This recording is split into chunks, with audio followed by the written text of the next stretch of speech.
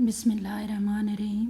Class 9 آپ کا مطالعہ پاکستان کا آج چیپٹر نمبر 2 جو ہے اس کا 5 لیکچر نمبر 5 ہے، اور یہ نئی بک ہے۔ ٹائٹل پہلے بھی میں نے آپ کو دکھایا تھا، تو اس کے مطابق ہمارا آج 5واں لیکچر ہے، جس میں پہلا جو ٹاپک ہے اور پیج نمبر آپ کا 29 ہے، ٹھیک ہے۔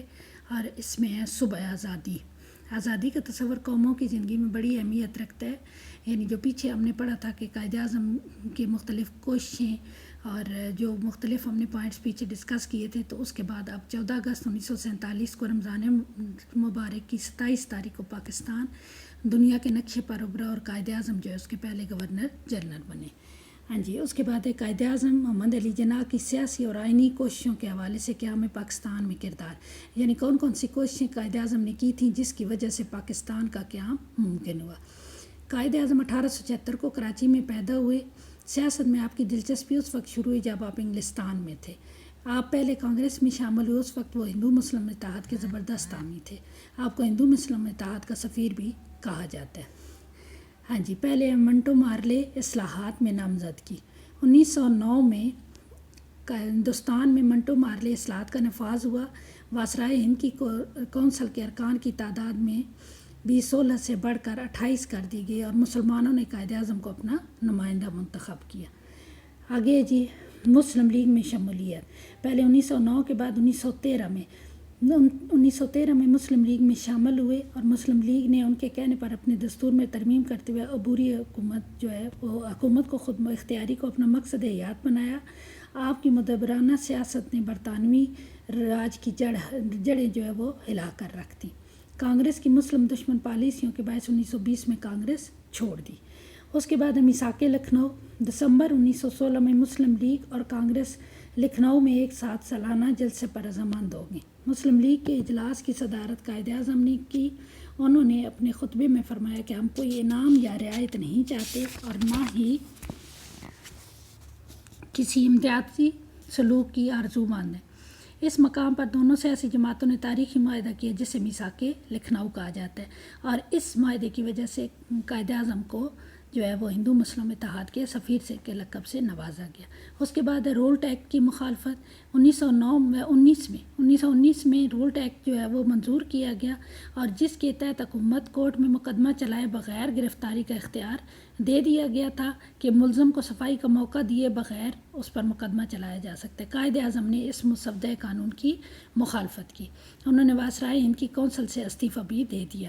انہوں نے فرمایا کہ میں محسوس کرتا ہوں کہ حکومت زمانہ امن میں ایسے قانون کو منظور کرتی ہے وہ مہذب حکومت کہلانے کا حق نہیں رکھتی، تاہم مجھے امید ہے کہ وزیر امور ہند تاجدار برطانیہ کو یہ مشورہ دیں گے کہ اس کالے قانون کو مسترد کر دیں۔ اس کے بعد 1929 میں قائد اعظم نے اپنے مشہور 14 نکات پیش کیے۔ پھر گول میز کانفرنسوں میں شرکت۔ 3 گول میز کانفرنسیں 1930 سے 32 تک لندن میں ہوئی، جن میں سے 2 میں آپ نے شرکت کی۔ یہ کانفرنسیں ناکام ہو گئی۔ نیکسٹ ہے جی، حکومت برطانیہ نے گورنمنٹ آف انڈیا ایکٹ 1935 منظور کیا، ٹھیک ہے، اور مسلم لیگ نے دونوں جماعتوں نے اسے ناپسند کیا، اور اس کے صوبائی حصے کو قائد اعظم کی تحریک پر قبول کیا گیا۔ اس کے بعد وطن واپسی۔ 1934 میں قائد اعظم محمد علی جناح جو ہے وہ انہوں نے اور علامہ اقبال نے مل کر دوسرے سرکردہ مسلم لیگی رہنماؤں کے کہنے پر وطن واپس آ گئے، اور ان مسلم لیگ کی کوئی صدارت جو ہے ان کو سونپ دی گئی۔ آپ نے دن رات کوشش کر کے مسلمانوں کو اس کے پرچم تلے جمع کیا۔ اس کے بعد ہے جی، اور اس پہ جو قرارداد ہے، مسلمانوں کو ایک الگ خطہ کی ضرورت ہے۔ اس قرارداد میں کہا گیا اور اکثریت کے بل بوتے پر اپنی زندگی میں اسلام کے اصولوں کے مطابق گزارنے کا جو ہے وہ پیش کیا گیا مسلمانوں کی طرف سے، اور اس کی صدارت جو ہے قائد اعظم نے کی تھی۔ انتخابات میں کامیابی۔ مسلم لیگ نے 1945-46 میں شاندار کامیابی حاصل کی، جس کی وجہ سے ہندوؤں پر واضح ہو گیا کہ مسلم لیگ جو ہے وہ مسلمانوں کی واحد نمائندہ جماعت ہے۔ کابینہ مشن کی تجاویز کا مقابلہ۔ کابینہ مشن کی تجاویز جو ہیں جس کے تحت انگریز کانگریس کو حکومت دینا چاہتے تھے، ڈٹ کر آپ نے مقابلہ کیا اور ہندوؤں کی ہر چال کو ناکام بنا دیا۔ پاکستان کا قیام۔ 14 اگست 1947 کو پاکستان معرض وجود میں آیا اور 15 اگست کو قائد اعظم نے اس نئی اسلامی خود مختار ریاست کے پہلے گورنر جنرل کی حیثیت سے حلف اٹھایا۔ صحت کی خرابی۔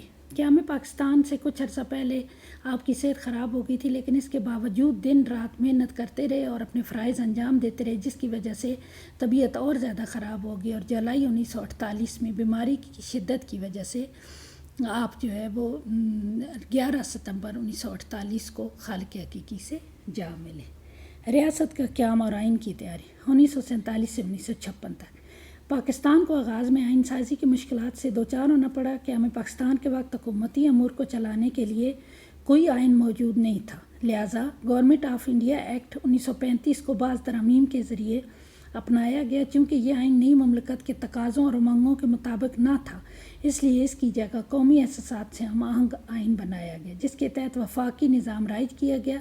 10 اگست 1947 کو عبوری آئین کے تحت آئین ساز اسمبلی کا اجلاس بلایا گیا۔ یہ اسمبلی آئین سازی کے علاوہ مرکزی پارلیمنٹ کا کردار بھی ادا کر رہی تھی، یعنی پاکستان کی جو ابتدائی مشکلات تھی اس کے مطابق جو ہے وہ آئین سازی کی گئی۔